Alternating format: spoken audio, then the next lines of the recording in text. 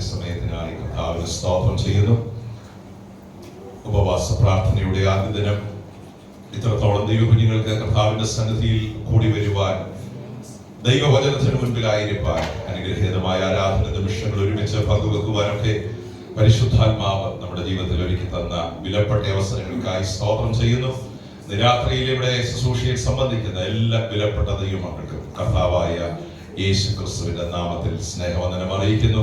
തിരക്കേറിയ ജോലി മേഖലകളിലെ സമയങ്ങൾ വേർതിരിച്ച് പ്രാർത്ഥനയ്ക്കായി താല്പര്യത്തോടെ ഉത്സാഹത്തോടെ കടന്നു വരുന്ന എല്ലാ ദൈവമക്കളെ ഓർത്ത കർത്താവിന് സ്തോത്രം ചെയ്യുന്നു. നിങ്ങളെല്ലാവരും കർത്താവിൽ സന്തോഷമായിരിക്കുന്നു എന്ന് വിശ്വസിക്കുന്ന എല്ലാവരെയും കർത്താവ് അനുഗ്രഹിക്കട്ടെ. ഒരുമിച്ച് വളരെ പ്രാർത്ഥനയോടെ പ്രതീക്ഷയോടെ കർത്താവിന്റെ സന്നിധിയിൽ നമുക്കായിരിക്കാം. ഇന്നലെ രാത്രി നമ്മൾ ചിന്തിച്ചു തുടങ്ങിയ ദൈവത്തിന്റെ വചനം 1 കൊരിന്ത്യർ ലേഖനം 11-ാം അധ്യായം അതിന്റെ 1-2 വാക്യങ്ങൾ വായിച്ച് അല്പനിമിഷങ്ങൾ ദൈവവചനം നമ്മൾ ഒരുമിച്ച് ധ്യാനിക്കാൻ പോകുകയാണ്.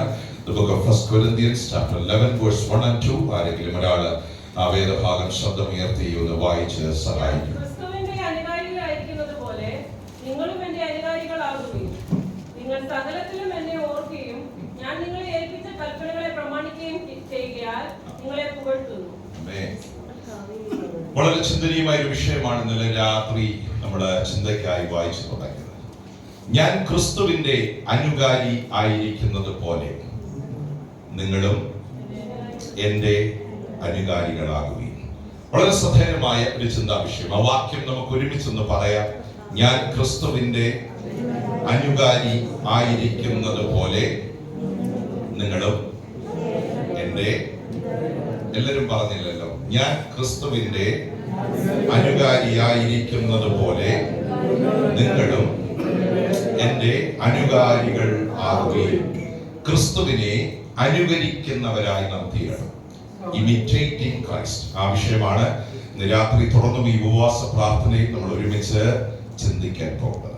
ഇന്നലെ രാത്രി ഓർപ്പിച്ചു, നമ്മുടെ ജീവിതത്തിന്റെ ഏറ്റവും വലിയ ഭാഗ്യ പദവി എന്ന് പറയുന്നത് ക്രിസ്തുവിനെ പോലാകുക എന്നുള്ളതാണ്. പൗലോസ് ഒരു പദം ലേഖനത്തിൽ ഉപയോഗിച്ചിട്ടുണ്ട്, ക്രിസ്തു എന്ന തലയോളം സകലത്തിലും വളരണം.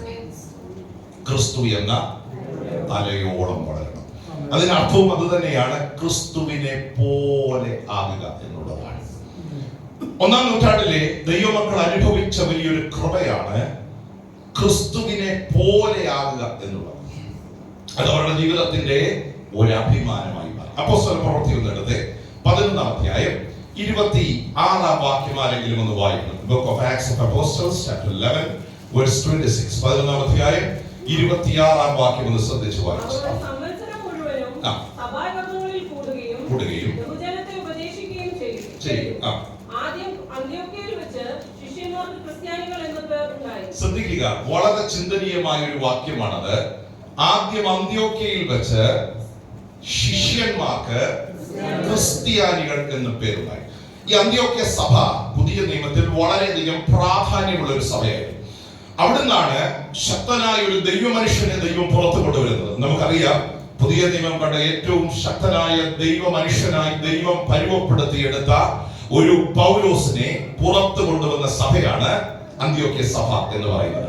വളരെ വെല്ലുവിളികൾ നിറഞ്ഞ ഘട്ടത്തിലാണ് ഈ അന്ത്യോക്യയിൽ സഭയുണ്ടായത്. കാരണം യെരൂശലേമിൽ ഉണ്ടായ പീഡനം, ദൈവസഭയ്ക്ക് നേരിട്ട പ്രതിസന്ധികൾ, ചിതറിപ്പോയ അനുഭവങ്ങൾ, അവർ യഹൂദിയിൽ, ശമരിയിൽ, ലോകത്തിന്റെ പല ഭാഗങ്ങളിൽ ചിതറിപ്പോയ കൂട്ടത്തിൽ അനേക ശിഷ്യന്മാർ കടന്നു വന്ന് സ്ഥാപിക്കപ്പെട്ട ഒരു സഭയാണ് അന്ത്യോക്യയിലെ സഭ എന്ന് പറയുന്നത്. പക്ഷെ അവിടെ എഴുതിയിരിക്കുന്ന ഒരു പദം നിങ്ങൾ ശ്രദ്ധിക്കണം. അവിടെ വെച്ചാണ് ആദ്യമായി ശിഷ്യന്മാർക്ക് ക്രിസ്ത്യാനികൾ എന്ന പേരുണ്ടായത്. നിങ്ങളൊന്ന് ശ്രദ്ധിച്ചേ, ഇത് സഭയുടെ ഒരു കമ്മിറ്റി കൂടി ഇട്ട പേരല്ല, സഭയിലുള്ള വിശ്വാസികൾ ചേർന്നിട്ട പേരല്ല, നാട്ടുകാർ ദൈവമക്കൾക്ക് നൽകിയ ഒരു പദമാണ് ക്രിസ്ത്യാനികൾ. ക്രിസ്ത്യാനികൾ എന്ന പദത്തിന്റെ മൂലഭാഷ നമ്മൾ പഠിക്കുമ്പോൾ അതിന്റെ അർത്ഥം ഇങ്ങനെയാണ്, they were little Christ. അവർ കൊച്ചു ക്രിസ്തുക്കളായിരുന്നു. ശ്രദ്ധിക്കണം, അവരാരായിരുന്നു? കൊച്ചു ക്രിസ്തുക്കളായിരുന്നു. എന്ന് വെച്ചാൽ അവരുടെ ജീവിതം, അവരുടെ ഭാഷ, അവരുടെ ശൈലി, അവരുടെ ആരാധന എന്തിനെ പ്രതിബിംബിച്ചു? ക്രിസ്തുവിനെ പ്രതിബിംബിച്ചു. അന്ത്യോക്യയിലുള്ളവർ ക്രിസ്തുവിനെ കണ്ടിട്ടില്ല, യേശുവിനെ കണ്ടിട്ടില്ല. അന്ത്യോക്യ എന്ന് പറയുന്നത് ഇന്നത്തെ സിറിയ എന്ന രാജ്യത്ത് ഉൾപ്പെട്ട ഒരു സ്ഥലമാണ്. ടർക്കിയുടെ ഒരു ബോർഡർ ആയിട്ട് വരും. ശ്രദ്ധിച്ച് കേൾക്കണേ, കർത്താവ് അവിടെ എന്ത് ചെയ്തിട്ടില്ല, പോയിട്ടില്ല. യേശു ജീവിച്ചതും ജനിച്ചതും വളർന്നതും മരിച്ചതും ഒക്കെയാ എവിടെയാ? യെരൂശലേമില, യഹൂദ്യ ദേശത്താ. പക്ഷേ ക്രിസ്തുവിനെ കാണാത്തവർ കേട്ട ഒരു അറിവുണ്ട്. ആ അറിവ് ഈ ശിഷ്യന്മാരിൽ അന്വർത്ഥമായി. ഇവരുടെ ജീവിതം, ഇവരുടെ വാക്കുകൾ, അവരുടെ പ്രവൃത്തികളെല്ലാം റിഫ്ലക്ട് ചെയ്തത് ഒറ്റയാളെ, അത് ക്രിസ്തുവിനെ. ആ ക്രിസ്തുവിനെ അവരുടെ ജീവിതത്തിൽ വെളിപ്പെടുത്തിയപ്പോൾ സമൂഹം അവരെ വിളിച്ച പേരാണ് ക്രിസ്ത്യാനികൾ. എത്ര വലിയൊരു പദവി അല്ലേ? അവരുടെ സ്വഭാവം, അവരുടെ ജീവിത രീതി കണ്ടപ്പോൾ ചുറ്റുമുള്ളവർ അവരെ വിളിച്ച പേരാണ് ദേ ആർ ലിറ്റിൽ ക്രൈസ്റ്റ്. അവർ കൊച്ചു ക്രിസ്തുക്കളാണ്. അങ്ങനെയെങ്കിൽ നമ്മുടെ കൊച്ചു ജീവിതത്തിലൂടെ ആരെ വെളിപ്പെടുത്തണമെന്ന് ദൈവം ആഗ്രഹിക്കുന്നു? ഇത് തന്നെയാണ് പൗലോസ് പറയുന്നത്, ക്രിസ്തുവിന്റെ അനുകാരികളായി തീരണം. ക്രിസ്ത്യാനി ആയാൽ പോരാ, ക്രിസ്തീയ നാമം ഉണ്ടായാൽ പോരാ, ഒരു പള്ളിയിൽ പോയാൽ പോരാ, മറിച്ച് ക്രിസ്തുവിനെ ജീവിതത്തിലൂടെ വെളിപ്പെടുത്തുന്നവരായി തീരണം. അവരെ വിളിച്ച പേരാണ്. വെള്ളിയാഴ്ച നമുക്ക് ഹോളി വരാം, ചൊവ്വാഴ്ച ഹോളി വരാം, റെഗുലറായി മീറ്റിംഗ് സംബന്ധിക്കാം. എന്റെ കൂടെ നിങ്ങളുണ്ടോ? നമുക്ക് പാടാം, നമുക്ക് പ്രാർത്ഥിക്കാം, നമുക്ക് സ്തോത്രം അർപ്പിക്കാം. അതിന് അനുകൂലമായ എല്ലാ സാഹചര്യങ്ങളും ഈ ഹോളിലുണ്ട്. പക്ഷെ യഥാർത്ഥ ക്രിസ്ത്യാനി ആരാണെന്ന് ചോദിച്ചാൽ അവർ ക്രിസ്തുവിന്റെ മഹത്വം ജീവിതത്തിൽ വെളിപ്പെടുത്തുന്നവർ.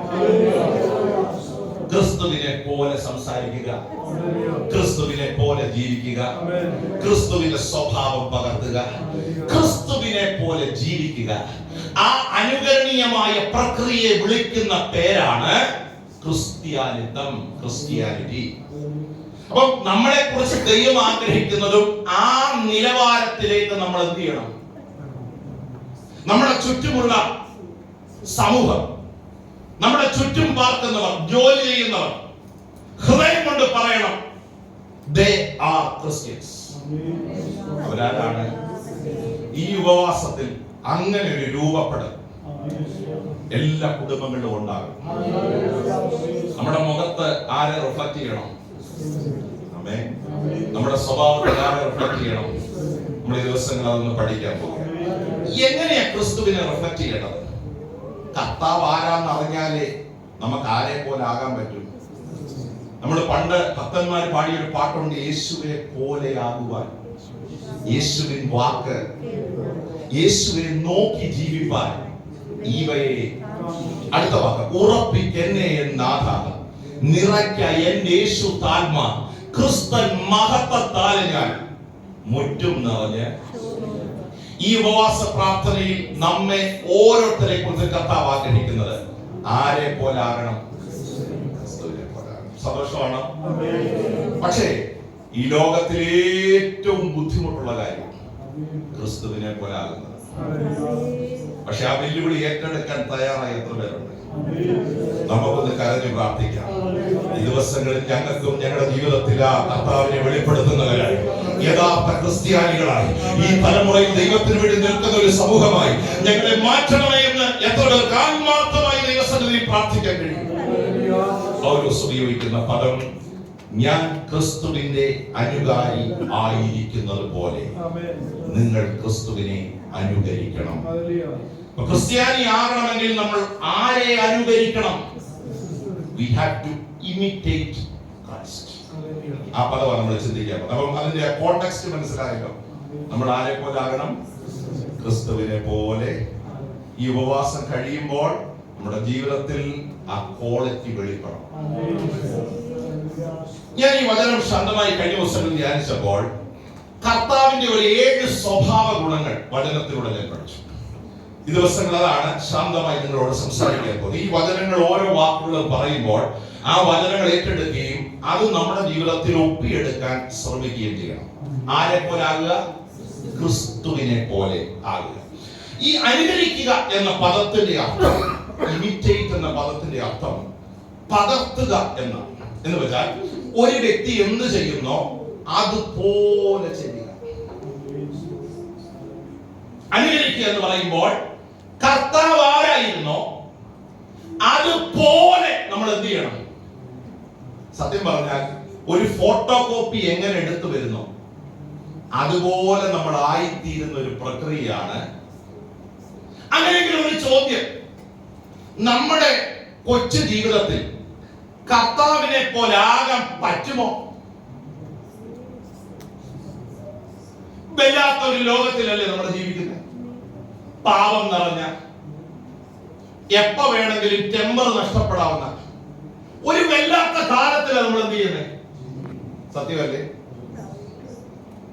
എങ്ങനെയെങ്കിലും ആത്മീയമായി ഒന്ന് മുന്നേറണം എന്ന് തോന്നുമ്പോഴാണ് ഒരു ചലഞ്ച് നമ്മുടെ മുമ്പിൽ. എനിക്ക് എപ്പോഴും തോന്നിയ ഒരു കാര്യം, ശരിക്കും ഒന്ന് ഉപവസിക്കണമെന്ന് ആഗ്രഹിക്കുമ്പോഴാണ് ഒരു യഥാർത്ഥ വെല്ലുവിളി നമ്മുടെ ജീവിതത്തിൽ. ആത്മാർത്ഥമായി ഒന്ന് ആരാധിക്കണമെന്ന് തോന്നുമ്പോഴാണ് മനസ്സിനെ അതിനെ അനുവദിക്കാത്ത വെല്ലുവിളികൾ നമ്മുടെ ജീവിതത്തിൽ. ഇതൊന്നും അറിയാത്തയാളല്ല പൗലോസ്.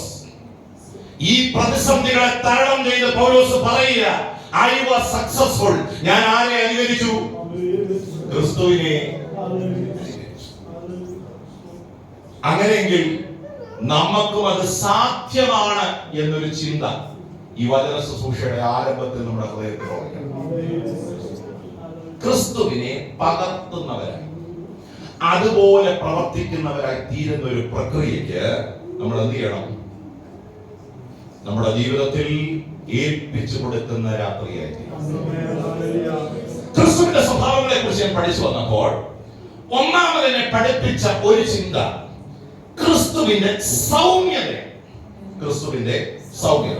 സുവിശേഷം എഴുതാതെ 11-ാം അധ്യായം 29-30 വാക്യങ്ങൾ രേഖപ്പെടുത്തുന്നത്. Book of Matthew chapter 11 verses 29 and 30. ഒന്ന് വായിച്ച് സഹായിച്ചു. 11-ാം അധ്യായം 29-30. ഞാൻ സൗമ്യതയും താഴ്മയും ഉള്ളവനാകിയാൽ എന്റെ മുഖം ഏറ്റുകൊണ്ട് എന്നോട് പഠിപ്പീൻ, എന്നാൽ നിങ്ങളുടെ ആത്മാക്കൾക്ക് ആശ്വാസം കണ്ടെത്തും. കർത്താവ് പറയുന്ന ഒരു സ്റ്റേറ്റ്മെന്റ്, ഞാൻ ആരാ? സൗമ്യതയും അതാണ് രണ്ടാമത്തെ പദം, താഴ്മയുമുള്ളവനാകയാൽ. അടുത്ത വാക്ക്, എന്റെ മുഖം ഏറ്റെടുത്തുകൊണ്ട് എന്നോട് പഠിപ്പീൻ. കർത്താവിനെ കുറിച്ച് സ്വർഗ്ഗം സാക്ഷ്യം പറയുകയാണ്, ഞാൻ സൗമ്യതയുള്ളവനാകയാൽ. ഒരു ദൈവവേദന്റെ ആത്മീയ ജീവിതത്തിൽ പകർത്തിയെടുക്കേണ്ട ഒരു സ്വഭാവമാണ് ജെന്റിൽനെസ്, സൗമ്യത എന്ന് പറയുന്നത്. അങ്ങനെയെങ്കിൽ ഇന്ന് രാത്രി ഒരു ചോദ്യം ചോദിക്കട്ടെ. ഈ സൗമ്യത എന്നൊരു പദം പഠിക്കുമ്പോൾ മോശ എന്നൊരു വ്യക്തിയുമായി ബന്ധപ്പെട്ടാണ് ഇത് എന്ത് ചെയ്യുന്നത്? വചനത്തിൽ പഠിപ്പിക്കുന്നത്. ഒന്നെടുത്താണ് സംഖ്യാപുസ്തകം, The Book of Numbers 12-ാം അധ്യായം 3-ാം വാക്യം ശ്രദ്ധിച്ച്. സംഖ്യാപുസ്തകം 12-ാം അധ്യായം അതിന്റെ 3-ാമത്തെ വാക്യം. Numbers chapter 12 verse 3. Okay. യഹോവ അത് കേട്ടു. മോശ എന്ന പുരുഷനോ ഭൂതലത്തിലുള്ള സകല മനുഷ്യരിലും അതിസൗമ്യനായിരുന്നു. സൗമ്യത എന്ന വാക്ക് പഠിക്കുമ്പോൾ അടുത്ത് പഠിക്കേണ്ട ഒരു പദമാണ് മോശയുടെ ജീവിതം. മോശയെ കുറിച്ച് ദൈവത്തിന്റെ വചന സാക്ഷ്യം പറയുകയാണ്. മോശ ആരായിരുന്നു? നിങ്ങളെ വാക്ക് വായിച്ചില്ലെന്ന് തോന്നുന്നു. സൗമ്യത. നമ്മളെ വാക്കൊന്ന് വിശദീകരിക്കാൻ പോകും. ഈ സൗമ്യത എന്ന വാക്ക് പഠിക്കുന്നതിന് മുൻപ് ഈ മോശയുടെ സ്വഭാവം നിന്നൊന്ന് ശ്രദ്ധിച്ച്. പെട്ടെന്ന് കോപം വരുന്ന ഒരു മനുഷ്യനായിരുന്നു ആര്? മോശ. പെട്ടെന്ന് ഈ മോശയുടെ കോപം എന്ന് പറയുന്നത് പ്രസംഗിക്കുന്ന എന്റെയോ കേൾക്കുന്ന നിങ്ങളുടെയോ കോപമൊന്നുമല്ല. ദേഷ്യം വന്നാൽ മർമ്മം നോക്കി അടിക്കും. എല്ലാവരും ഇവിടെ ഉണ്ടോ? അതുകൊണ്ട് പറഞ്ഞ അത്രയും കോപമുള്ള ആരും ഈ ഹോളില് ഇല്ല. ഒരു സന്തോഷമായിക്കോട്ടെ. മർമ്മം നോക്കി എന്ത് ചെയ്യുക? അടിച്ചാൽ മർമ്മം അറിയാവുന്ന ആളാ. ഒരൊറ്റ അടി അടിച്ചാൽ ഒരാള് മരിച്ചു പോകുമെങ്കിൽ മോശയുടെ കോപം എത്ര സ്ട്രോങ് ആയിരുന്നു. ഇത്ര കോപിഷ്ഠനായ ഒരു മനുഷ്യനെ ജനത്തെ നയിക്കാൻ വിട്ടാൽ എന്ത് സംഭവിക്കും? എന്റെ ചിന്ത 40 വർഷം കഴിയുമ്പോൾ ആരും മരുഭൂമി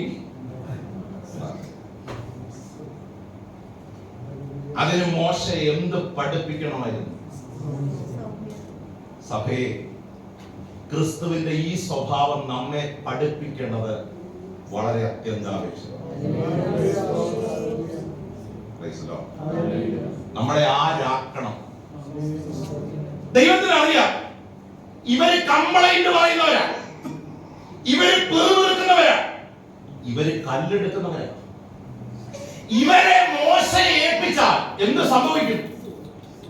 ഒരാൾ പോലും വാക്തത്ത കരാൻ എന്ത് ചെയ്യത്തില്ല. 40 വർഷം കൊട്ടാരത്തിനകത്ത് വളർന്ന മോശയെ മരുഭൂമിയിലേക്ക് ദൈവം വിടുകയാണ്. ശ്രദ്ധിക്കണേ, മരുഭൂമി വിടുക. പഠിച്ചത് ആയോധന കലകളാണ്, ജ്ഞാനമാണ്, മിസ്രൈമിലെ വിവേകമാണ്. പക്ഷെ ലഭിച്ച ജോലി ഏതാ?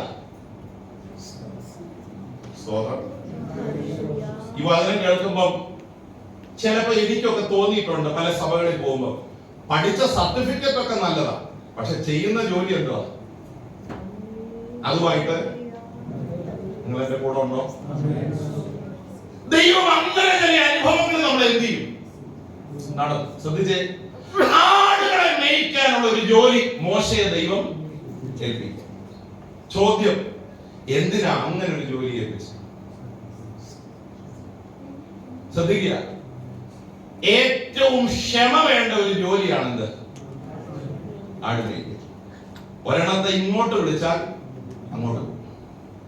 ഒരനുസരണം ഇല്ലാത്ത ഒരു സമൂഹത്തെയാണ് ആരെ ഏൽപ്പിച്ചത്? നിങ്ങൾ ശ്രദ്ധിച്ചേ, ഈ പ്രോസസ്സിൽ ആ മനുഷ്യനിൽ രൂപപ്പെടുത്തിയെടുക്കാൻ ദൈവം ആഗ്രഹിച്ച സ്വഭാവ ഗുണം എന്താ?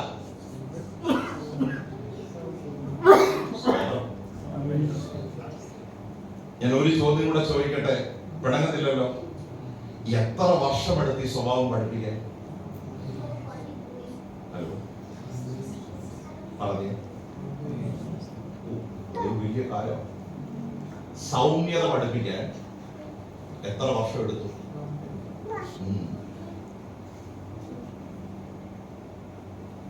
ചിലപ്പോ ഇത് നീണ്ടുപോകും. കാര്യമില്ല, നമ്മൾ ഏൽപ്പിച്ചു കൊടുക്കത്തില്ല. പക്ഷെ ദൈവം ആഗ്രഹിക്കുന്ന ആ ലെവലിലേക്ക് ദൈവം കൊണ്ടുവരും. പെട്ടെന്ന് ഏൽപ്പിച്ചു കൊടുത്താൽ പെട്ടെന്ന് ദൈവപ്രവൃത്തി നമ്മളിൽ. ഉപവാസത്തിൽ ഒരു ദൈവപ്രവൃത്തി വെളിപ്പെടുത്താൻ ഒറ്റ മാർഗം, കർത്താവേ എന്നെ പൂർണ്ണമായി അങ്ങയുടെ കരങ്ങളിൽ. ഈ ഉപവാസത്തിൽ ഒരു അതിസൗമ്യത ഈ ഹോളിനകത്ത് വെളിപ്പെടണം. ഭവനങ്ങൾക്കകത്ത് എന്ത് ചെയ്യണം? ഈ സൗമ്യതയുടെ ഒരു പ്രത്യേകത ഞാൻ പറയാം, അതിന്റെ അർത്ഥത്തിലേക്ക് നമ്മൾ പോവുക. ഈ മോശയെ ദൈവം സൗമ്യനാക്കി, അതിസൗമ്യനാക്കി മാറ്റിയപ്പോൾ എന്ത് പറ്റിയെന്ന് ചോദിച്ചാൽ, എന്തൊരു പ്രശ്നം വരുമ്പോഴും വീണ് കിടന്ന് ദൈവത്തോട് നിലവിളി. ആ ട്രാൻസ്ഫോർമേഷൻ ആ മനുഷ്യൻ ദൈവം വരുത്തി. സൗമ്യതയുടെ ഏറ്റവും വലിയ പ്രത്യേകത എന്താണെന്നറിയാമോ? നമുക്ക് പറ്റാത്ത ചിലത് വരുമ്പോ വീണ് കിടന്ന് ദൈവസന്നിധിയിൽ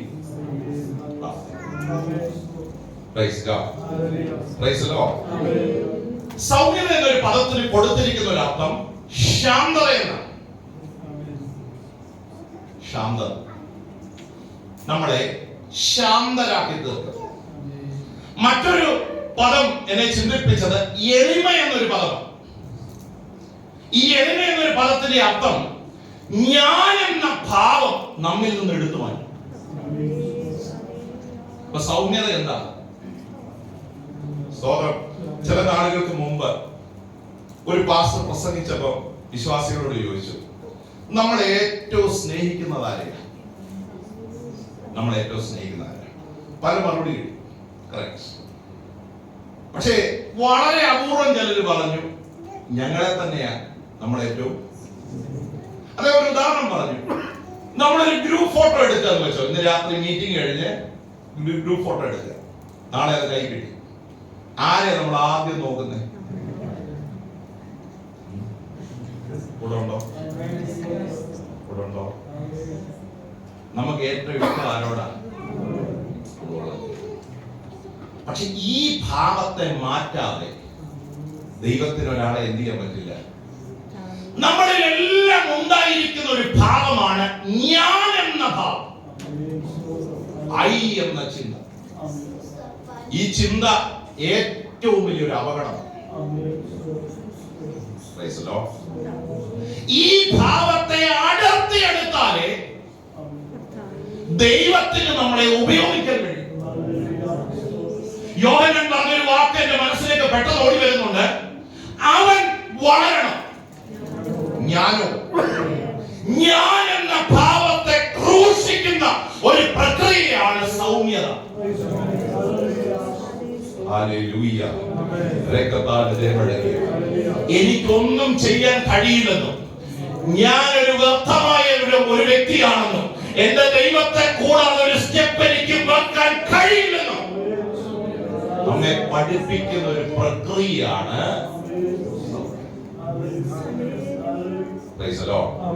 നിരാത്രി മെസ്സേജ് സഭയ്ക്ക് കൈമാറുന്നു.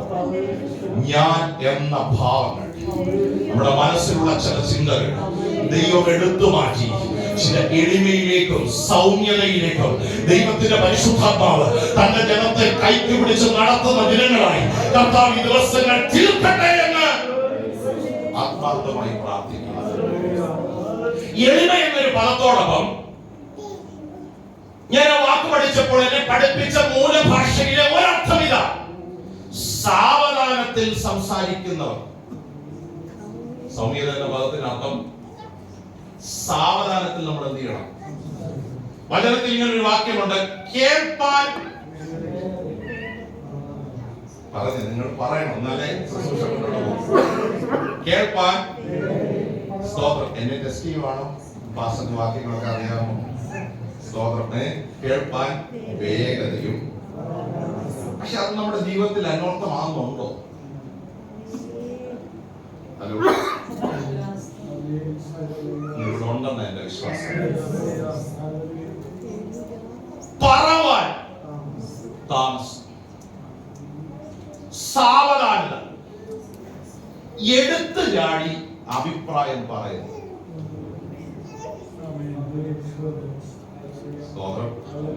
ഇതൊരു സൗമ്യതയുടെ ആത്മീയ കാര്യങ്ങളിൽ ഞാൻ പഠിച്ച ഒരുപാട്. പ്രാർത്ഥിക്കാതെ ഒരു തീരുമാനത്തിൽ എത്തരുത്. പ്രത്യേകിച്ച് ആത്മീയ കാര്യങ്ങൾ പ്രാർത്ഥിച്ച ഒരു തീരുമാനം എന്ത് ചെയ്യാവും? ഈ പ്രക്രിയ വിളിക്കുന്ന പേരാണ് സൗമ്യത. നമ്മെ സംസാരിക്കാൻ പോലും ട്രെയിൻ ചെയ്യുന്നു, നമ്മെ ഒരുക്കിയെടുക്കുന്ന ഒരു പ്രക്രിയയാണെന്ത്? 40 വർഷം മരുഭൂമിയിൽ വിട്ട മോശയെ നോക്കി ദൈവം സർട്ടിഫൈ ചെയ്യുക. മോശയെ പോലെ അതിസൗമ്യനായ ഒരു മനുഷ്യൻ ഭൂതലത്തിലില്ല. പ്രിയരേ, ക്രിസ്തുവിനെ പോലെ ആകണമെങ്കിൽ നമ്മൾ ആരായി തീരണം? സൗമ്യതയുള്ളവരായി. രണ്ടാമത്തെ പദവും മത്തായി സുവിശേഷം 11-ാം അധ്യായം 29-ാം വാക്യത്തിൽ രേഖപ്പെടുത്തിയിട്ടുണ്ട്. താഴ്മ എന്നൊരു പദം അവിടെ കൊടുത്തിരിക്കുന്നത് ശ്രദ്ധിച്ചോ. ലോലിനെസ് എന്നൊരു പദമാണ്, താഴ്മ എന്നൊരു പദമാണ് അവിടെ കൊടുത്തിരിക്കുന്നത്. ഈ താഴ്മ എന്നൊരു പദം പഠിക്കുമ്പോൾ ബൈബിളിൽ ഉടനീളം ഉപയോഗിച്ചിരിക്കുന്ന ഒരു പദമാണ്. അവൻ തക്ക സമയത്ത് നിങ്ങളെ ഉയർത്തേണ്ടതിന്. അടുത്ത വാക്കൊന്ന് പറഞ്ഞേ. അവന്റെ ബലമുള്ള കൈക്കീഴിൽ താണിരിക്കണം. ബലമുള്ള കൈക്കീഴിൽ എന്ത് ചെയ്യണം? താണിരിക്കണം. ഈ താഴ്മ എന്നൊരു പദം പഠിക്കുമ്പോൾ ആ പദത്തിന് ഒരു അർത്ഥം എന്നെ ചിന്തിപ്പിച്ചത് നമ്മുടെ ഗർവത്തെ കളയുന്ന ഒരു പ്രക്രിയയാണ് താഴ്മ. ഒരു വാക്യം എന്നോട് ചേർത്തൊന്ന് വായിക്കും. ആ പദം ഒന്ന് നമ്മൾ ശാന്തമായി പഠിക്കാൻ പോവുകയാണ്. സ്തോത്രം. ഫിലിപ്പിയ ലേഖനം 2-ാം അധ്യായം 3 മുതൽ 5 വരെയുള്ള വാക്യങ്ങൾ. Philippians chapter 2 versus 3 to 5. ഫിലിപ്പിയ ലേഖനം 2-ാം അധ്യായം 3 മുതലുള്ള വാക്യങ്ങൾ ഒന്ന് വായിച്ച് സഹായിക്കണം. ഒന്നും ചെയ്യാതെ താഴ്മയോടെ ഓരോരുത്തൻ മറ്റുള്ളവനെ തന്നെക്കാൾ ശ്രേഷ്ഠനെന്ന് എണ്ണിക്കൊള്ളുകയും ഓരോരുത്തൻ സ്വന്തം ഗുണമല്ല മറ്റുള്ളവന്റെ ഗുണവും കൂടെ നോക്കണം. ക്രിസ്തയേശുവിലുള്ള ഭാവം തന്നെ ആ. നിങ്ങളും ഓ, ഉണ്ടായിരിക്കട്ടെ. അപ്പൊ ഈ 3 വാക്യങ്ങളൊന്ന് കണക്ട് ചെയ്ത് പഠിക്കുമ്പോ താഴ്മ എന്നൊരു പദം 3-ാം വാക്യത്തിൽ കൊടുത്തിട്ടുണ്ട്. എന്നിട്ട് 5-ാം വാക്യത്തിൽ പൗലോസ് പറയാ ക്രിസ്തുയേശുവിന്റെ ഭാവം തന്നെ. ഇത് ക്രിസ്തുവിൽ ഉണ്ടായിരുന്ന ഒരു ക്വാളിറ്റിയാണ് താഴ്മ. ഇനി എന്താണെന്ന് താഴ്മ എന്ന 3-ാം വാക്യത്തിൽ പൗലോസ് എക്സ്പ്ലെയിൻ ചെയ്യാം. ഒന്നുകൂടെ ആ വാക്യം ഒന്ന് വായിച്ച് നിങ്ങൾക്ക് അത് മനസ്സിലാക്കും. 3-ാം വാക്യം ശ്രദ്ധിച്ചേ. ശാഠ്യത്താലോ ദുരഭിമാനത്താലോ ആ. ഒന്നും ചെയ്യാതെ. എന്താ താഴ്മ എന്ന വാക്കിന്റെ ലക്ഷ്യം? ശാഠ്യത്തോടെ അല്ലെങ്കിൽ ദുരഭിമാനത്തോടെ. രണ്ടാമത്തെ വാക്ക് ആദ്യം എടുക്കാം. ഈഗോ എന്നൊരു പദം കേട്ടിട്ടുണ്ടോ? എന്താ വാക്കിന്റെ അർത്ഥം? എന്താ ഈഗോ എന്ന വാക്കിന്റെ അർത്ഥം? വിട്ടുകൊടുക്കാൻ മനസ്സില്ലാത്ത ഒരു സ്വഭാവം. സ്തോത്രം. ചെയ്തു പോയി അല്ലെങ്കിൽ പറഞ്ഞു പോയി, അവിടെ നിൽക്കാൻ നമ്മൾ എന്തും പറയും. എന്തും. ഈ കുഞ്ഞുങ്ങളെ പോലും കള്ളം പറയാൻ പ്രേരിപ്പിക്കുന്ന ഒരു ഘടകം എന്താ? ചെയ്തു പോയി അല്ലെ തെറ്റിപ്പോയി, പക്ഷെ സമ്മതിക്കാൻ നിങ്ങൾ ഇവിടെ ഉണ്ടോ? അങ്ങനെ എന്തെങ്കിലും ജീവിതത്തിൽ എന്തെങ്കിലും സംഭവിച്ചിട്ടുണ്ടോ? പച്ച മലയാളത്തിൽ പറഞ്ഞാൽ വീണടത്ത് കിടന്ന് അങ്ങനെ ഉണ്ടായിട്ടുണ്ടോ? അതിനെ ബൈബിൾ വിളിക്കുന്ന പേരാണ് ദുരഭിമാനം. എന്നൊരു കാര്യം പറയാം, തെറ്റ് പറ്റിയെന്ന് പറയാൻ ഒട്ടും മടിക്കണം. നമ്മുടെ ദൈവമക്കളെ, കർത്താവേ എന്റെ ജീവിതത്തിൽ പരാജയം സംഭവിച്ചു എന്ന് അഡ്മിറ്റ് ചെയ്യാൻ. ഹലോ, ഏറ്റവും കൂടുതൽ തെറ്റ് നമ്മുടെ ജീവിതത്തിൽ പറ്റുന്നത് എവിടെ? ഒന്ന് ചിന്തിച്ച്. ഏറ്റവും കൂടുതൽ തെറ്റ് പറ്റുന്നത് കറക്റ്റ് എന്തില്ല? പുറകിലുള്ള ഏറ്റവും കൂടുതൽ തെറ്റ് പറ്റുന്നത് വാക്കിൽ. പക്ഷേ എനിക്ക് ചില സഹോദരങ്ങളെ അറിയാം, പെട്ടെന്ന് അങ്ങ് പറഞ്ഞു പോകുന്നതാണ്. പക്ഷേ ഒരു 5 മിനിറ്റ് കഴിയുമ്പോഴേ അവരെന്ത് ചോദിക്കും? സമയം. കാരണം അവരുടെ അകത്ത് എന്തുണ്ട്? സ്വന്തം. ഒന്നും പറയാതെ മനസ്സിൽ വെച്ചുകൊണ്ടിരിക്കുന്നവരാണോ നല്ലത്, പറഞ്ഞിട്ട് 5 മിനിറ്റ് കൊണ്ട് ക്ഷമ ചോദിക്കുന്നവരാണോ? ഒന്ന് പറഞ്ഞേ. നിങ്ങൾ ഇവിടെ ഇല്ല. ഒന്നുകൂടെ പറയാം. കുടുംബജീവിതത്തിലാകട്ടെ പുറത്താകട്ടെ, പെട്ടെന്ന് ദേഷ്യം വന്നു, എന്തോ ഒന്ന് പറഞ്ഞു, 2 മിനിറ്റ് കഴിയുമ്പോൾ മനസ്സലിഞ്ഞു. പുറകിന് വരുന്നവരാണോ അതോ 2 ദിവസം ദേഷ്യം വെച്ചോണ്ടിരിക്കുന്നവരാണോ നല്ലത്? പറഞ്ഞേ. സ്തോത്രം. കുടുംബജീവിതത്തിൽ പറ്റുന്ന ഏറ്റവും വലിയൊരു പരാജയം ആ ശാഠ്യം വിട്ടുകളയാൻ പറ്റില്ല. സ്തോത്രം. വേണമെങ്കിൽ എന്റെ അടുത്ത് ആ ചിന്തയൊക്കെ ഇന്ന് രാത്രി ഓടയണം. യേശുവിന്റെ നാമത്തിൽ, യേശുവിന്റെ നാമത്തിൽ. വേണമെങ്കിൽ ആ മനുഷ്യനോട്, വേണമെങ്കിൽ ആ വ്യക്തി എന്നെ ഒന്ന് വിളിക്കട്ടെ. ഹലോ, നമ്മൾ അത് ചെയ്യട്ടെ. ഇതാ ക്രിസ്തുവിന്റെ സ്വഭാവം. ഇവിടെ പിടിച്ചു വെക്കരുത്, മത്സരിക്കരുത്, ശാഠ്യമുണ്ടാകരുത്. ദൈവമേ, മറ്റൊരു വ്യക്തി അത് ചെയ്യട്ടെ എന്ന് പറയാനല്ല, എനിക്കത് ചെയ്യാൻ കഴിയും. അതാണ് കൃപ എന്ന് പറയുന്നത്. ഹല്ലേലൂയ. രക്തത്താൽ ജയമെടുക്കുകയാണ്. അങ്ങനെ ഒരു നല്ല മനസ്സ് നമ്മുടെ ദിവസങ്ങളിൽ പ്രാപിച്ചെടുക്കുക. ശാഠ്യത്താലല്ല, അടുത്ത വാക്ക് ദുരഭിമാനത്താലല്ല. അത് മനസ്സിലായി എന്ന് വിശ്വസിക്കുന്നു. എന്നിട്ട് പൗലോസ് ആ വാക്ക് എക്സ്പ്ലെയിൻ ചെയ്യുക. അടുത്ത വാക്ക് ശ്രദ്ധിച്ച്. താഴ്മയോടെ ഓരോരുത്തൻ മറ്റുള്ളവരെ തന്നേക്കാൾ ശ്രേഷ്ഠമെന്ന് തീരണം. താഴ്മ എന്ന വാക്കിന്റെ ഒരർത്ഥം മറ്റുള്ളവരെ ബഹുമാനിക്കാനുള്ള ഒരു മനസ്സ്. ആമേൻ. ഞാൻ പാസ്റ്റർ ആണെന്നൊരു ചിന്ത എന്റെ മനസ്സിൽ വരരുത്. ഹലോ, ഞാൻ കമ്മിറ്റിക്കാരനാണെന്നൊരു ചിന്ത നമ്മുടെ മനസ്സിൽ എന്ത് ചെയ്യരുത്. എന്റെ കൂടെ ഉണ്ടോ? ഞാൻ ഭർത്താവാണെന്നൊരു ചിന്തയും വേണ്ട. ഞാൻ ഭാര്യയാണ്, ബലഹീന പാത്രമാണെന്ന ചിന്തയും. ഫസ്റ്റ് ക്ഷമിക്കാൻ മനസ്സുള്ള ആരുണ്ട്? നിങ്ങളുടെ കുടുംബത്തിൽ അത് വിടുതലായി. സഭയിൽ അത് വിടുതലായിരിക്കും. എനിക്കറിയാം അധിക സ്തോത്രം വരത്തില്ല, എങ്കിലും ശക്തമായി പറയാം, ആത്മാവ് സ്വാതന്ത്ര്യം വരുത്തുമ്പോൾ ഇന്ന് രാത്രി ഒന്നാമത് കർത്താവേ ക്ഷമ ചോദിക്കാനുള്ള ഒരു നല്ല മനസ്സ് എനിക്ക് തരണമെന്ന് ആത്മാർത്ഥമായി പ്രാർത്ഥിച്ചാൽ നിങ്ങളെ വചനം വിളിക്കുന്നു, നിങ്ങൾ ക്രിസ്തുവിന്റെ അനുയായികളാണ്. ആർക്കേലും നമ്മളോടൊരു പ്രയാസമുണ്ടെങ്കിൽ അത് നീക്കാൻ നമ്മളാ സ്റ്റെപ്പ് എടുക്കണം. Praise the Lord. അത് കഴിഞ്ഞ രാത്രി എന്ത് ചെയ്യാവും?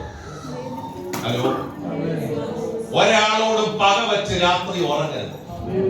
സൂര്യൻ അസ്തമിക്കുന്നതിന് മുമ്പ് അത് എന്ത് ചെയ്യണം? നിരപ്പ് പ്രാപിക്കണം. ആ താഴ്മയുള്ള മനസ്സ് ഈ ദിവസങ്ങൾ നമ്മുടെ ജീവിതത്തിൽ എന്ത് ചെയ്യണം? അതാ ക്രിസ്തുവിന്റെ സ്വഭാവം. മറ്റുള്ളവരെ നമ്മളെക്കാൾ ശ്രേഷ്ഠനെന്ന് ഞാൻ ചോദിക്കട്ടെ, അങ്ങനെ ഒരു ചിന്തയകത്തുണ്ടായാൽ ആരെങ്കിലും കുറ്റം പറയാൻ തോന്നുമോ?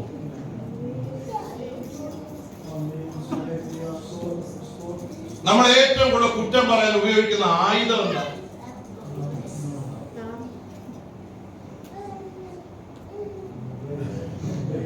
ഹലോ, എന്റെ കൂടെ ഉണ്ടോ?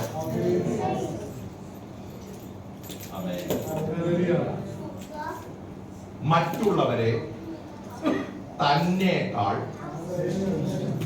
എണ്ണിയില്ലെങ്കിലും ഈ ഭാവം എന്നിലില്ല. ഞാൻ എന്റെ കൂട്ടു സഹോദരനായ ഒരു വേലക്കാരനെ കുറ്റം പറയുന്നെങ്കിൽ ഓർത്തോണം, എന്നിൽ ഈ ഭാവം ഇതുവരെ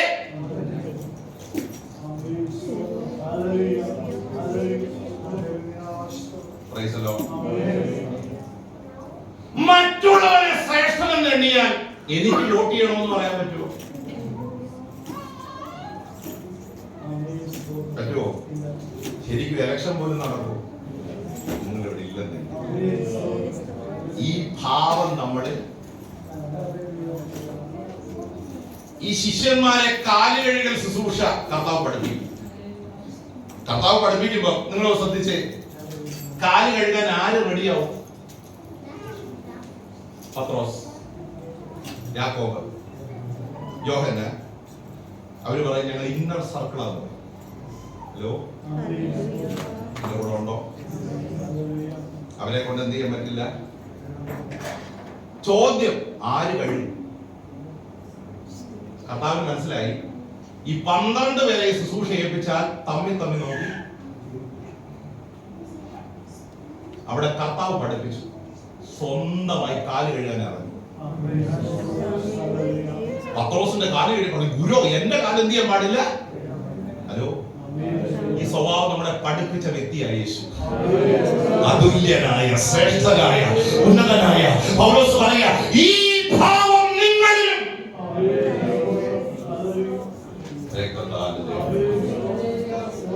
സ്തോത്രം. ഒരു കസേര ഇടാൻ ആരോട് പറയേണ്ട കാര്യമുണ്ടോ? ഒരു ആത്മീയ ശുശ്രൂഷ ചെയ്യാൻ പറയേണ്ട കാര്യമുണ്ടോ?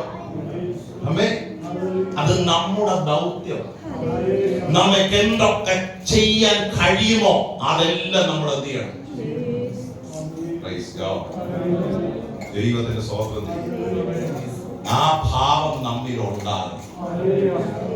ഞാനൊരു കാര്യം പറയാം, ശരിക്കും ഈ ക്വാളിറ്റി അകത്ത് കയറിയ ഉണ്ടാകുന്ന മാറ്റം ഒരാളെ പോലും കുറ്റം പറയാൻ നമുക്ക് പറ്റും. കാരണം മറ്റുള്ളവരെ തന്നേക്കാൾ ശ്രേഷ്ഠനെന്ന് എന്ത് ചെയ്യണം. ഇനി അടുത്ത വാക്കൊന്ന് ശ്രദ്ധിച്ച്, അടുത്ത വാക്കൊന്ന് വായിച്ച്, അടുത്ത വാക്യം വായിച്ച്. ഓരോരുത്തൻ സ്വന്തം ഗുണമല്ല മറ്റുള്ളവന്റെ ഗുണം കൂടെ നോക്കണം. സ്തോത്രം. ഈ ലോകത്തിലെ ഏറ്റവും ബുദ്ധിമുട്ടുള്ള കാര്യം ഏതാണെന്ന് ചോദിച്ചാൽ, ഈ നമ്മുടെ ഇന്ത്യയുടെ പ്രസിഡന്റ് ആയിരുന്ന ഡോക്ടർ APJ അബ്ദുൽ കലാമിനെ കുറിച്ച് കേട്ടിട്ടുണ്ടോ? കേട്ടോ. അപ്പൊ അദ്ദേഹത്തോട് ഒരിക്കൽ ഇന്റർവ്യൂ ചെയ്ത മാധ്യമപ്രവർത്തകൻ ചോദിച്ചു, സാർ ഒത്തിരി കാര്യങ്ങൾ രാജ്യത്തിന് വേണ്ടി ചെയ്ത ആളാണല്ലോ, സാറിന്റെ ജീവിതത്തിലെ ഏറ്റവും ബുദ്ധിമുട്ടുള്ള കാര്യം ഏതായിരുന്നു? അപ്പം ഇന്റർവ്യൂ ചെയ്യുമ്പോൾ ഒരു പ്രതീക്ഷയുണ്ട്, ഇന്നതൊക്കെ ആയിരിക്കും എന്നുള്ള ചിന്തയിലാണ് എന്ത് ചെയ്യുന്നത്, ചോദിക്കുന്നത്. അപ്പം ചോദിച്ചു, സാറേ സാറിന്റെ ജീവിതത്തിലെ ഏറ്റവും ബുദ്ധിമുട്ടായി സാറിന് തോന്നിയ കാര്യം എന്താണ്? അപ്പൊ പറഞ്ഞു, ISROയില് സ്പേസ് റോക്കറ്റ് വിടാൻ ഒരു ബുദ്ധിമുട്ടുമില്ല, എനിക്ക് അതിനകത്ത് ഒരു പ്രയാസവും. ഹലോ, ലോഞ്ചിങ് വെഹിക്കിൾ സ്പേസിൽ എത്തിക്കാൻ എനിക്ക് ഒരു ബുദ്ധിമുട്ടുണ്ടായിട്ടില്ല. അതൊക്കെ വളരെ സിമ്പിൾ ആയിട്ടാണ്. ഇങ്ങനെ ഒത്തിരി ജോലിയിലെ കാര്യങ്ങൾ പറഞ്ഞു വന്ന കൂട്ടത്തിൽ അവസാനം ചോദിച്ചു, ഏറ്റവും ബുദ്ധിമുട്ടുള്ള കാര്യം ലോകത്തെ ഏതാ സാറേ? അദ്ദേഹം പറഞ്ഞ മറുപടി, നമ്മുടെ സ്വഭാവത്തെ മാറ്റിയെടുക്കുക എന്നുള്ളതാണ്, നമ്മുടെ തെറ്റ് കണ്ടുപിടിക്കുക എന്നുള്ളതാണ്.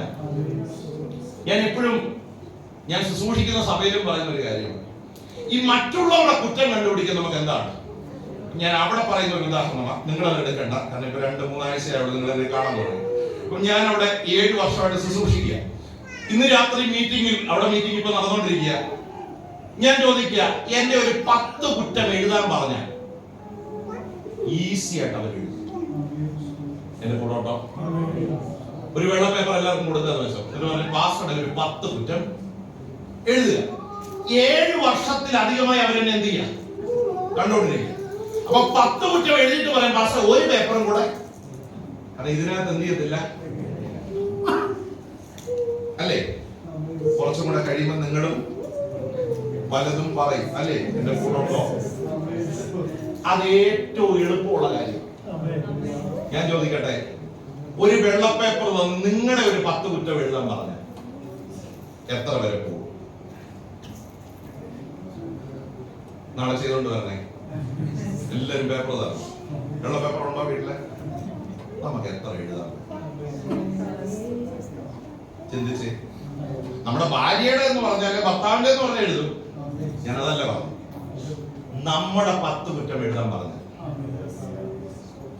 ഹലോ, ഈ ലോകത്തിലെ ഏറ്റവും ബുദ്ധിമുട്ടുള്ള കാര്യം നമ്മളെ തിരുത്തുക എന്നുള്ളത്. സ്തോത്രം. ഞാൻ ഈ ദൈവവചനം പഠിപ്പിക്കുന്ന ഒരാൾ കൂടെ ഏറ്റവും ബുദ്ധിമുട്ടുള്ള ഒരു കാര്യം പറയാം. ഈ പ്രായമുള്ള മാസ്റ്റർമാരെ പഠിപ്പിക്കുന്നു. എന്താണെന്ന് അറിയാമോ? അവിടെ ചെല്ലുമ്പോഴേ നമ്മളെ നോക്കുന്ന ഒരു നോട്ടമുണ്ട്.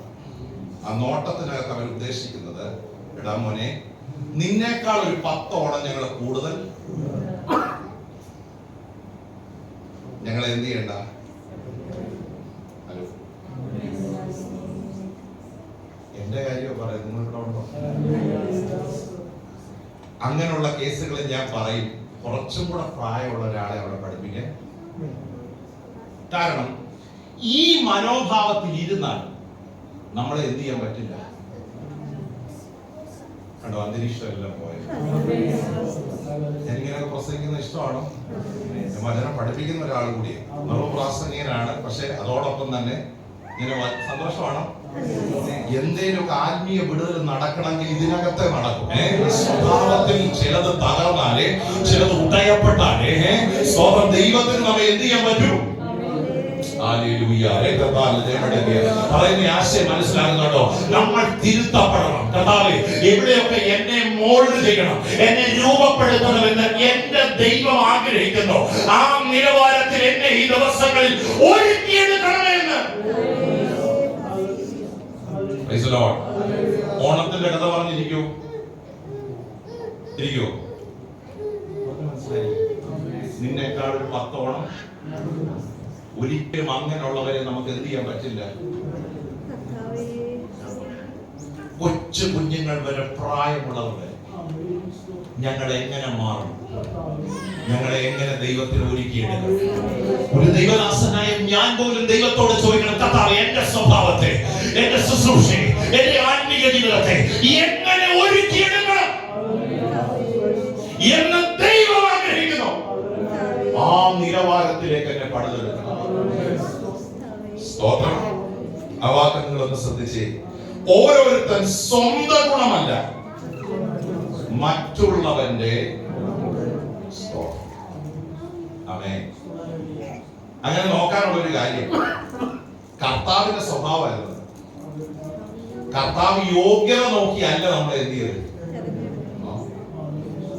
നമ്മുടെ സ്വഭാവം നോക്കിയല്ല നമ്മുടെ കർത്താവ്, നമ്മുടെ ബാക്ക്ഗ്രൗണ്ട് നോക്കിയല്ല കർത്താവ് നമ്മെ. മറിച്ച് നമ്മൾ അബദ്ധരായിരുന്നപ്പോൾ, നമ്മൾ പാപികളായിരുന്നപ്പോൾ, നമ്മൾ ദോഷികളായി തീർന്നപ്പോൾ ആ കർത്താവ് നമ്മെ സ്നേഹിച്ചു. ആ നമ്മളിൽ ഉണ്ടാകേണ്ട ഏറ്റവും വലിയൊരു പ്രത്യേകത, നമ്മൾ ആരായി മാറണം? താഴ്മയുള്ളവരായി മാറണം. Praise the Lord. നാം എന്ന ഭാവം നമ്മിൽ നിന്ന് എടുത്തു മാറ്റണം. ഒരു വാക്യം കൂടെ ഓർപ്പിക്കട്ടെ. എഫെസ്യ ലേഖനം എടുത്തേ, 4-ാം അധ്യായം അതിൽ 1-2 വാക്യം. Ephesians chapter 4 verses 1 and 2. 1-2 വാക്യങ്ങൾ. ഒന്ന് ശബ്ദമുയർത്തി വായിച്ചു. ബദ്ധനായിരിക്കുന്ന ഞാൻ പ്രബോധിപ്പിക്കുന്നത് നിങ്ങളെ വിളിച്ചിരിക്കുന്ന വിളിക്ക് യോഗ്യമാവണ്ണം പൂർണ്ണ വിനയത്തോടും സൗമ്യതയോടും ദീർഘക്ഷമയോടും കൂടെ നടക്കുകയും സ്നേഹത്തിൽ അന്യോന്യം പൊറുക്കുകയും ആത്മാവിന്റെ ഐക്യത സമാധാന ബന്ധത്തിൽ കാപ്പാൻ ശ്രമിക്കുകയും ചെയ്യുവിൻ. വളരെ അർത്ഥവത്തായ വാക്കുകളാണ് ദൈവത്തിന്റെ ദാസനായ പൗലോസ് അവിടെ നമ്മെ ഓർപ്പിക്കുന്നത്. പ്രത്യേകിച്ച് നിങ്ങളെ വിളിച്ചിരിക്കുന്ന വിളിക്ക് യോഗ്യമാവണ്ണം പൂർണ്ണ വിനയത്തോടും സൗമ്യതയോടും ദീർഘക്ഷമയോടും കൂടെ നടക്കുകയും സ്നേഹത്തിൽ അന്യോന്യം പൊറുക്കുകയും ഐക്യത സമാധാനത്തിന്റെ ബന്ധത്തിൽ കണ്ടോ? ആ പദം വളരെ ശ്രദ്ധേയമായി സൗമ്യത എന്നൊരു പദം വളരെ രേഖപ്പെടുത്തുന്നു. ആ പദമാണ് അടർത്തിയെടുത്ത് പൂർണ്ണ വിനയത്തോടും സൗമ്യതയോടും.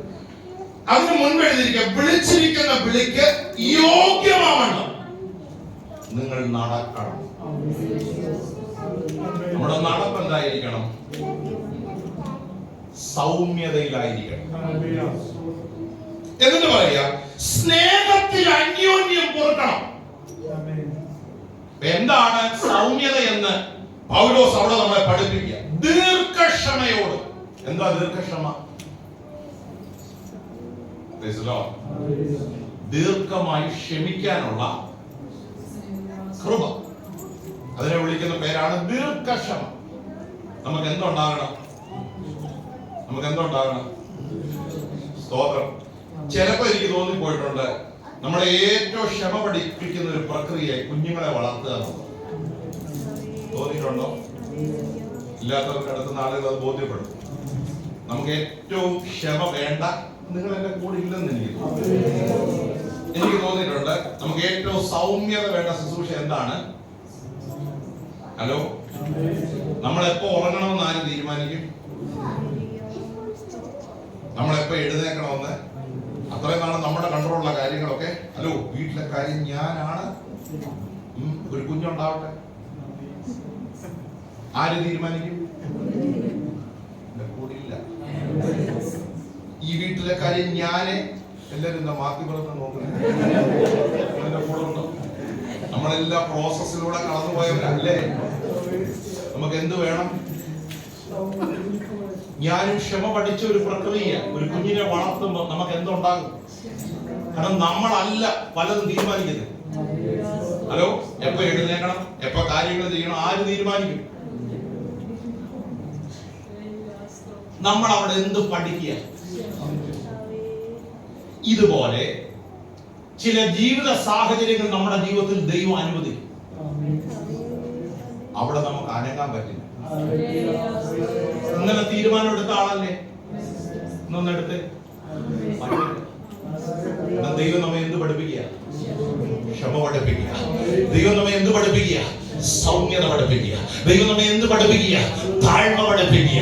എനിക്കവിടെ തീരുമാനം എടുക്കാൻ പറ്റില്ല. ദൈവത്തിന് സ്തോത്രം. അവിടെ നമ്മൾ ആരായി തീരുക? നമ്മുടെ സ്വഭാവത്തിൽ എന്ത് വരിക? നമുക്ക് തോന്നും അടിക്കണമെന്ന്. പക്ഷേ നമ്മുടെ ആ പൂർണ്ണ ദേശത്തിലാണെങ്കിൽ, ഹലോ, അവിടെ നമ്മുടെ വാശി, അവിടെ നമ്മുടെ ദേഷ്യവും. സ്തോത്രം. ഞാൻ ഏറ്റവും കണ്ടിട്ടുള്ള ഒരു കാര്യം പറയാം. ഈ നല്ലപോലെ കുഞ്ഞുങ്ങളെ ശിക്ഷിച്ച് വളർത്തിയ അപ്പന്മാരും അമ്മമാരും ഉണ്ട്. ഈ കൊച്ചുമക്കളായി കഴിയുമ്പോൾ ഇവരുടെ വിധം മാറും. ശ്രദ്ധിച്ചിട്ടുണ്ടോ? അപ്പൊ നമ്മൾ ഓർക്കുകയുടെ എന്നെ അടിച്ച ആള് തന്നെയാണോ?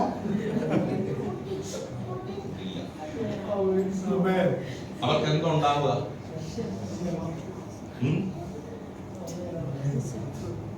കൊച്ചുമക്കളെ അങ്ങനെ അടിക്കാൻ തോന്നില്ല. മോനെ അടിച്ചതുപോലെ കൊച്ചുമോനെ എന്റെ കൂടിയില്ല. ഒന്നും കൂടെ ചോദിക്കട്ടെ, ഇങ്ങനെ പ്രസംഗിക്കുന്ന നമ്മൾ എന്ത് പഠിക്കുക? ജീവിതത്തിന്റെ പല ഘട്ടങ്ങളിൽ ദൈവം നമ്മെ പലതും പഠിക്കും. ഞാനൊരു ഉദാഹരണം നിങ്ങൾക്ക് മനസ്സിലാകുന്ന ലൈവായിട്ട് ചില എക്സാമ്പിൾ പറഞ്ഞതേ ഉള്ളൂ. ഇതുപോലെ ജോലി സ്ഥലത്ത്, കുടുംബ ജീവിതത്തിൽ നമ്മളെ പലതും ദൈവം എന്ത് ചെയ്യുക? സഭാതലത്തിൽ നമ്മളെ പലതും എന്ത് ചെയ്യുക? പഠിപ്പിക്കുക. നമ്മുടെ ജീവിതത്തിന്റെ അനുഭവങ്ങളിൽ പക്വതയുള്ളവരായി, ശാന്തതയുള്ളവരായി, സൗമ്യതയുള്ളവരായി നമ്മെ മാറ്റാം. പക്ഷെ അവിടെ നിങ്ങൾ ശ്രദ്ധിക്കേണ്ട ഒരു കാര്യം, നിങ്ങൾ ആരെ പോലെ ആകുക? യേശുവെ പോലെ ആകുക. നമ്മളെ പരുവപ്പെടുത്തിയെടുക്കുമ്പോൾ, നമുക്ക് ക്ഷമ ലഭിക്കുമ്പോൾ, വാക്കുകളിൽ മെരുക്കം ലഭിക്കുമ്പോൾ, we are becoming like Christ. ക്രിസ്തുവിനെ പോലെ ആകുക. എന്നിട്ട് പൗലോസ് പറയുക, സ്നേഹത്തിൽ അന്യോന്യം പൊറുക്കുകയും ആത്മാവിന്റെ ഐക്യത സമാധാന ബന്ധത്തിൽ കാപ്പാൻ ശ്രമിക്കുകയും ചെയ്യുക. സമാധാനം ഉണ്ടാക്കുന്നവർ ഭാഗ്യവാന്മാർ. അവർ വാക്യം വായിക്കും. 5-ാം അധ്യായം സമാധാനം ഉണ്ടാക്കുന്നവർ. എല്ലാവരും അത് പഠിച്ചിരിക്കണം. അതിനുവേണ്ടി മത്തായി സുവിശേഷം എടുക്കാം. ഗിരിപ്രഭാഷണം 5-ാം അധ്യായം, മാത്യു ചാപ്റ്റർ 5 9-ാം വാക്യമാണ്. ഭാഗ്യവാന്മാർ ദൈവപുത്രനായി തീരാൻ നമ്മൾ ആരാകണം? നമ്മിൽ ആ ക്വാളിറ്റി ദിവസങ്ങളിൽ വെളിപ്പെടണം. 2 സ്വഭാവങ്ങൾ ഇന്ന് രാത്രി നമ്മൾ ചിന്തിച്ചത്. ക്രിസ്തുവിനെ പോലെ ആയിത്തീരാൻ. ഒന്ന്, 2 ഒന്ന് സൗമ്യത. 2, ഞാൻ ചോദിക്കട്ടെ, ഈ മെസ്സേജിന്റെ അവസാനം ഇത് എളുപ്പമാണോ ബുദ്ധിമുട്ടാണോ? സത്യം പറഞ്ഞു വളരെ ഞാൻ ഒരു കാര്യം പറയാം. നിങ്ങൾ ഒത്തിരി പെന്തക്കോസ്തുകാരെ നിങ്ങളുടെ ചുറ്റും കാണും, മെമ്പർഷിപ്പ് ഉള്ളവരെ കാണും, പക്ഷെ ക്രിസ്ത്യാനികൾ അധികമില്ല.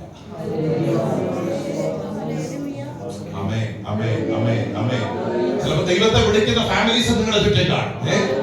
പെന്തക്കോസ്തുകാരെന്ന് പേര് പറയുന്നവരും ക്രിസ്ത്യാനികളെന്ന നാമധേയമുള്ളവരും, പക്ഷെ ഇന്ന് കണ്ടുപിടിക്കാൻ ബുദ്ധിമുട്ടുള്ള കാര്യം, യഥാർത്ഥ ക്രിസ്ത്യാനികൾ ആരാണ്? ക്രിസ്തുവിന്റെ ഭാവം ധരിക്കുന്നവർ.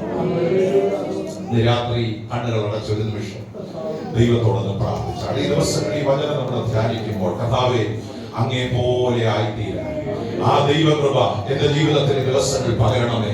എന്നെ രൂപപ്പെടുത്തേണ്ട തലങ്ങളിൽ ഒരുക്കിയെടുത്ത് അങ്ങേക്ക് പ്രയോജനമുള്ള ഒരു പാത്രമായി കർത്താവേ എന്നിൽ ജഡശുദ്ധി വരുത്തി എന്റെ സ്വഭാവങ്ങളെ ആഴമായി രൂപപ്പെടുത്തി അങ്ങേ പോലായി അങ്ങയുടെ അനുകാരികളായി തീരുവാനുള്ള കൃപ ഈ ദിവസങ്ങളിൽ നിങ്ങളുടെ മേൽ പകരണമെന്ന് എത്ര ദൈവസന്നിധിയിൽ പ്രാർത്ഥിക്കാൻ കഴിയും.